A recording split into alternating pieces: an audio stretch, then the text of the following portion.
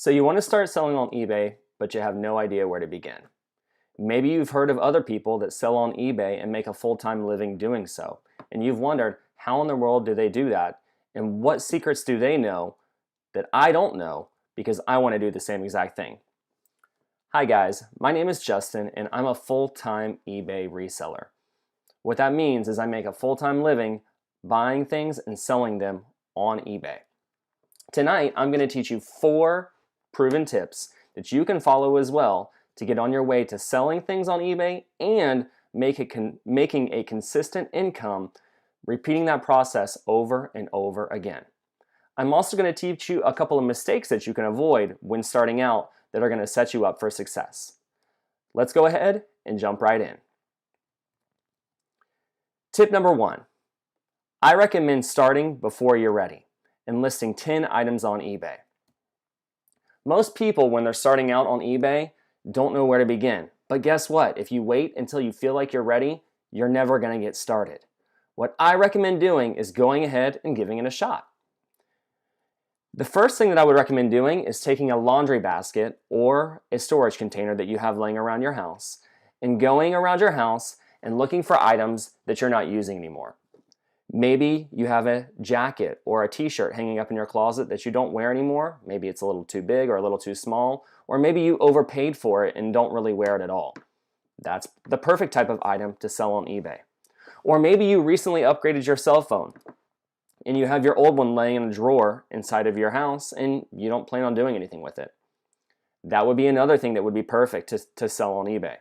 What I recommend is going around your house and finding 5 to 10 things and putting them in that basket, and those are going to be your items that you're going to try to sell online. Now, when you start listing on eBay, it can seem overwhelming.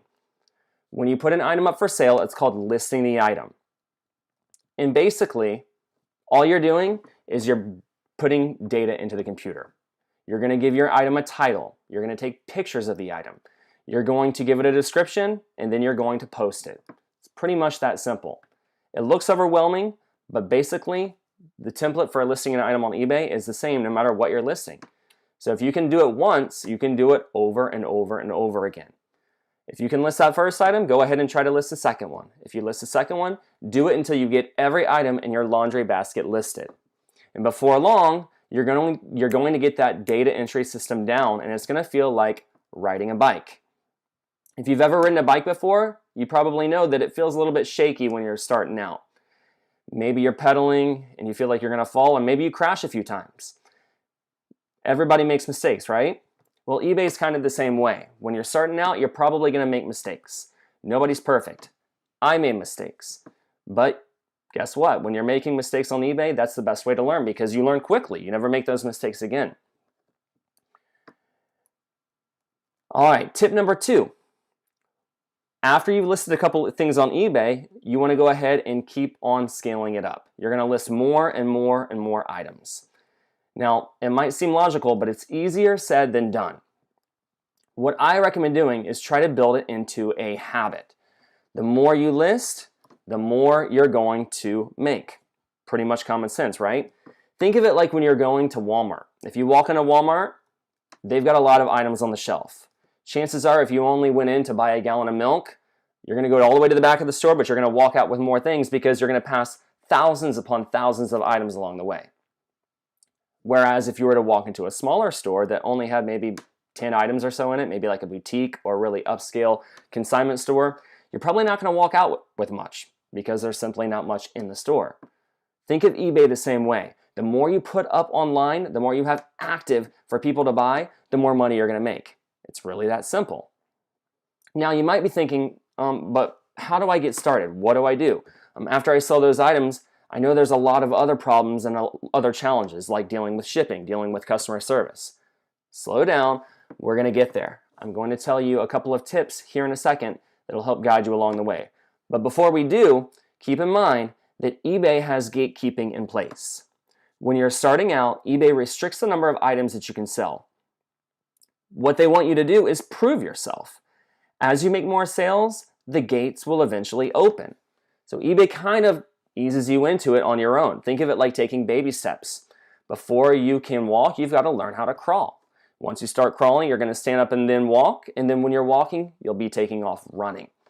eBay is the same way. They help you along the way by starting you off small, and then the more and more and more you practice, the better you get, the more you're going to sell and the more money you're going to make. Now, after you sell all of your items on eBay that you had in your laundry basket, you're probably already going to have the eBay bug. That's what happened to me. Instead of having a garage sale and selling everything that I was planning on selling that I had sitting in a corner or in a closet, I then started selling that stuff. And when I ran out of items to sell of my own possessions, that's when I started looking for more things to sell on eBay.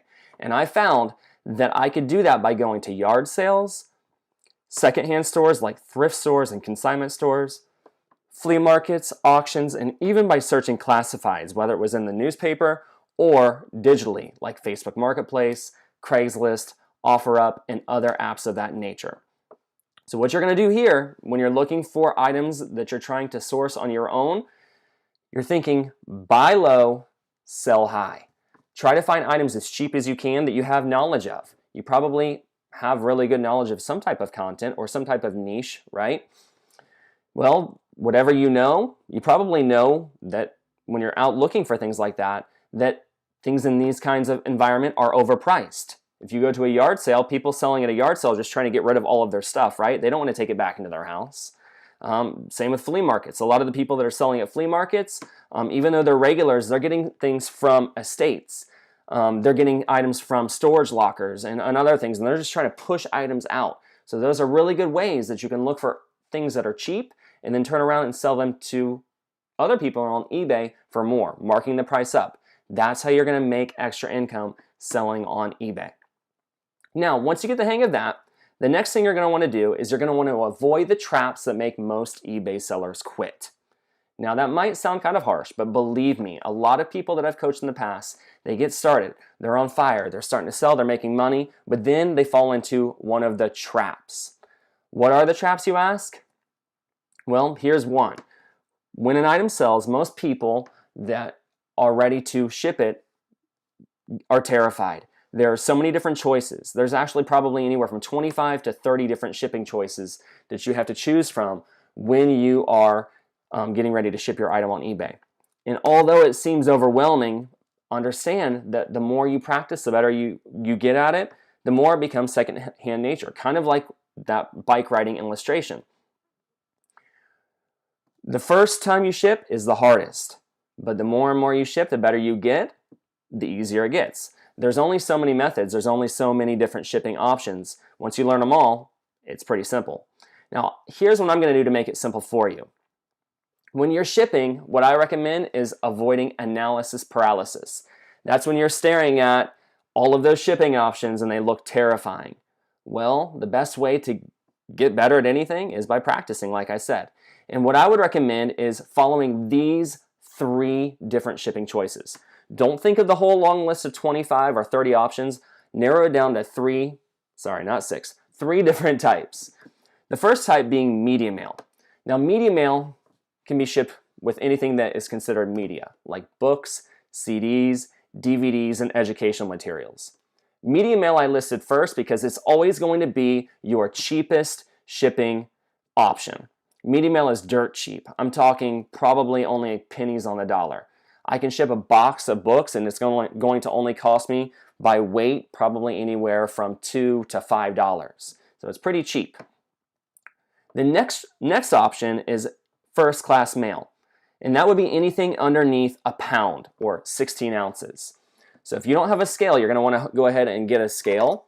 It can be something as simple as a kitchen scale or even a bathroom scale. That's what I would recommend to anybody before going out and purchasing a bigger scale. Use what you have around the house because that's how you're going to learn. But going back to that first class mail, anything under a pound you can ship this way, and it's also another cheap shipping option. First class mail typically runs anywhere from upwards of $2 all the way up to $5. So it's a great cheap shipping option. And finally, the other type of mail, the last option, is what I would call metered mail, and that's going to be priority mail, UPS, and FedEx. Now, all of those 3 choices, those are all of the options that you saw on this screen. It seems like a lot, but what those options are different delivery speeds and different delivery methods. So there's really not a whole lot to it, but basically what you're wanting to do is you're wanting to weigh your package and then measure it with a tape measure, and it's going to give you a calculated estimate of what all of these services cost. So all of those choices are there for you, and what I typically do is I go with the cheapest option that's going to get my package to its destination within the right time frame. So those are my shipping tips, and we'll go through a couple more tips here at the end that deal with shipping, but we're going to go ahead now and move to the next slide. The next kind of thing that holds people back, a common selling barricade that stops people from selling on eBay, is customer service. Now, when you're selling on eBay, you're probably going to run into people that have questions. You might get a message about an item. For example, if you're selling a t-shirt, people might want to know what size it is. If you forget to leave the tag size on it, or they may want to know how long it is, how wide it is, and they might reach out to you through a message. What I encourage people to do, whether it's a t-shirt or any other item, is reply back. Think about customer service when you're a customer. Whether you're calling to dispute your cell phone bill, or whether you're trying to return something that you purchased on Amazon, think about when you were that customer. Did you get a good rep or a bad rep? Hopefully you got a good one, right? Be that good rep. You want to give your customer the best service and reply right away. Be kind, and you'll more than likely be able to turn that sale into a good experience for the buyer. Another common barricade that people have with customer service is every once in a while, people do want to return an item, right? Well, what I would recommend is just take the return. There's nothing wrong with getting a return. Yeah, you may have to refund that person their money, but you can go around and relist that item again and sell it again with one click. All you have to do is click relist, and then you can sell it again. So if it didn't work out the first time, it's not too late. You can sell it again the second time.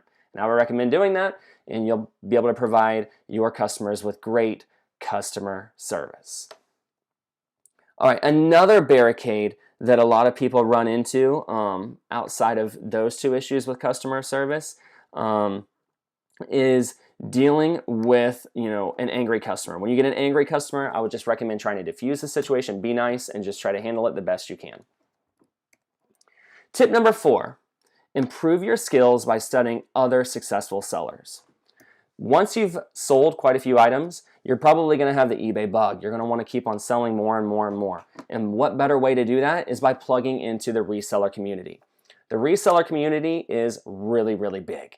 And these days with the internet, there are many, many ways you can get plugged in. There are reseller groups on YouTube. I mean, after all, you found me, and here I am teaching you how to sell on eBay. There are reselling groups on Facebook. There's a huge reselling community on Instagram. And you can even find podcasts about reselling. You can play them in the car when you're driving around, and you can just listen and learn tips when you're getting from one place to another that'll help you become a better eBay seller. Now, finally, in closing, I want to leave you with an illustration about how you can make a lot of money selling on eBay, and I call it the power of compounding inventory. When you are listing more and more and more items on eBay, the more and more money you're going to make, right? Like I said earlier, pretty much common sense. What I try to encourage people to do is build that listing practice into a habit. Instead of watching an hour of television every day, take that time to try to list a couple items. Now, you might be thinking, whoa, I don't think I'm going to be able to list 100 items in an hour. It's actually pretty simple. You can list an item on eBay that costs anywhere from $10 to $25 in roughly 5 to 10 minutes. So if you do that 4 times, you can get $100 worth of product up on eBay. If you do that 7 days a week, eventually it's going to sell for $700. Keep on doing it week after week. In a month, you're going to put up $2,800 worth of new product. And finally, if you do that for an entire year, you're going to have $33,600 worth of product up on eBay. Of course, it takes time to sell, but think of it like a bonfire. When you're building a bonfire, the more logs you throw on that fire, the more the fire is going to give back. It's going to get hotter, it's going to get bigger, and provide more heat. eBay is the same exact way. The more you build up that inventory, the more and more money you're going to make. It takes time. I'm not going to lie, it takes time, but keep on loading things up and you're going to keep on getting more out. It's kind of like a pipeline. You're hooking up a plug and then all the money and all the hard work flows out from the other end, and then you're going to have lots of success selling on eBay. All right, I hope you enjoyed that short kind of illustration and you learned a few tips. If you did, leave me a comment down in the comment section, and please subscribe to my channel if you enjoyed this. I don't have a very big channel yet. Actually, I don't really have many subscribers. So if you want some personalized coaching, subscribe to my channel and leave a comment down below. I promise I'll reply back to anybody with any of your questions. So until next time, take care, happy selling on eBay, and I hope you earn lots of money and have lots of success.